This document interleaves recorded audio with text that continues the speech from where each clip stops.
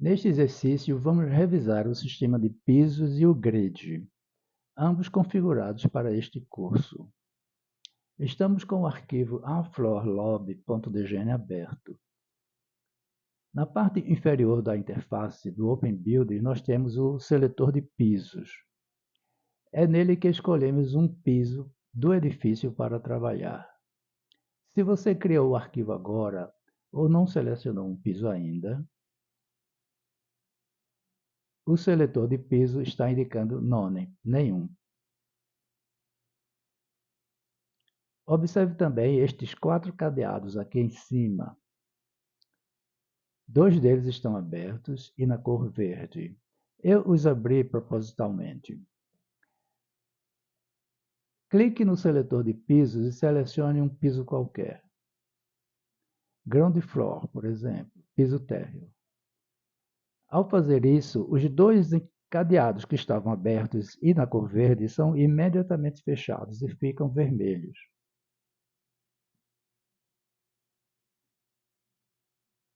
O primeiro cadeado que estava verde é o ACS Plane Lock, travamento do plano do ACS, Auxiliary Coordinate System. Quando fechado, esta trava faz com que todos os pontos clicados com o botão esquerdo do mouse sejam forçados a ficar sempre no plano XY do ACS. O segundo cadeado, que estava verde, é o ACS Plane Snap Lock.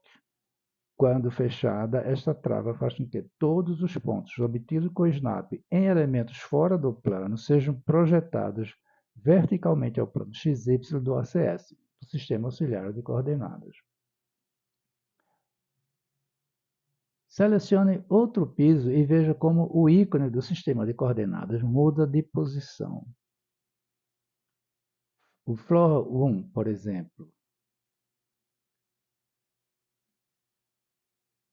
Floor 2. Volte para o térreo, Ground Floor. Um pouco à esquerda, no Floor Selector, você tem um botão para abrir o gerenciador de pisos. É nesta caixa Floor Manager onde definimos os pisos conforme o nosso projeto.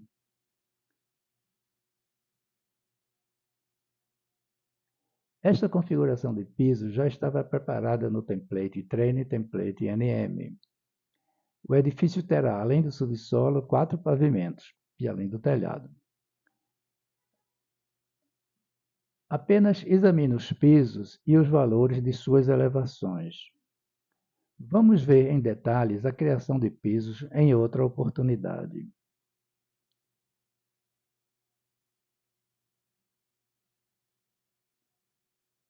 Cada pavimento ou plano de referência tem suas configurações e dados definidos aqui.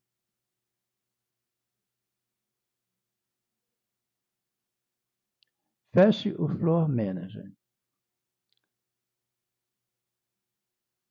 E se você clicar no menu File e depois Browse, você vai ver os nomes de 3 arquivos DGN na caixa File Open. Esta caixa está configurada para mostrar apenas arquivos DGN, DWG e DXF. Mas, se você mudar aqui para All Files, você vai ver que tem mais um arquivo do tipo XML. Este arquivo contém informações de um grid para este projeto, feito pelo encarregado de projetar a estrutura do prédio, por exemplo. Os grids podem ser compartilhados entre projetos através de arquivos do tipo XML. Vamos ver como criar grids de coluna mais adiante nestes vídeos. Mas, por enquanto, vamos usar o grid que foi compartilhado por este arquivo. Cancele a caixa File Open e use a tecla Escape para voltar ao arquivo DGN. Ou clique nesta seta.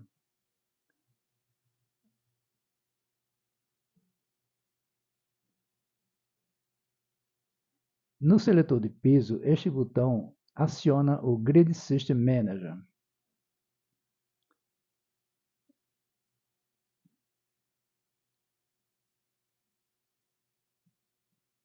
Clique em Import/Export. Selecione Import Grids from XML e abra o arquivo officegrid.xml.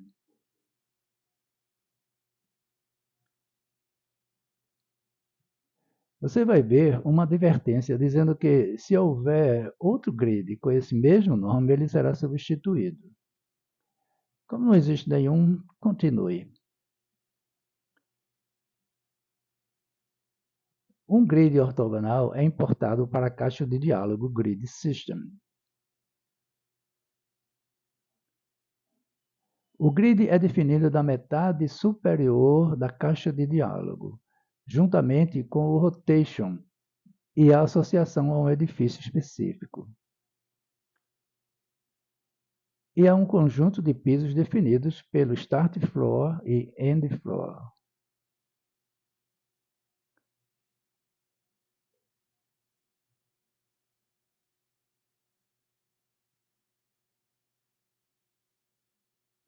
O espaçamento entre as linhas de grid horizontais e verticais é definido na metade inferior da caixa de diálogo.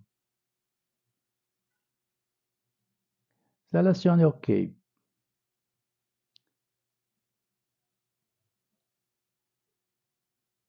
Um Building Grid aparecerá no modelo na planta do piso térreo Ground Floor. As linhas de grid normalmente não são selecionáveis, mas são sensíveis ao Snap. Experimente selecionar um outro piso. O grid de cada piso é mostrado em sua posição.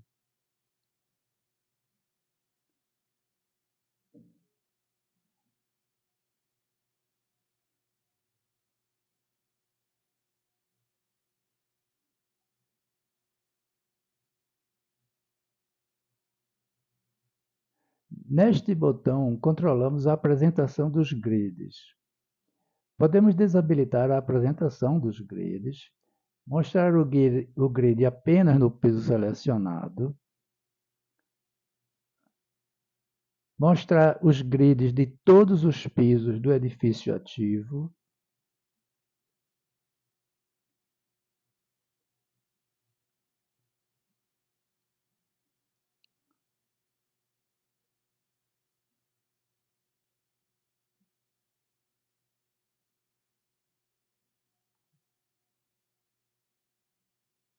e mostrar todos os grids de todos os edifícios definidos no projeto, se houver mais de um.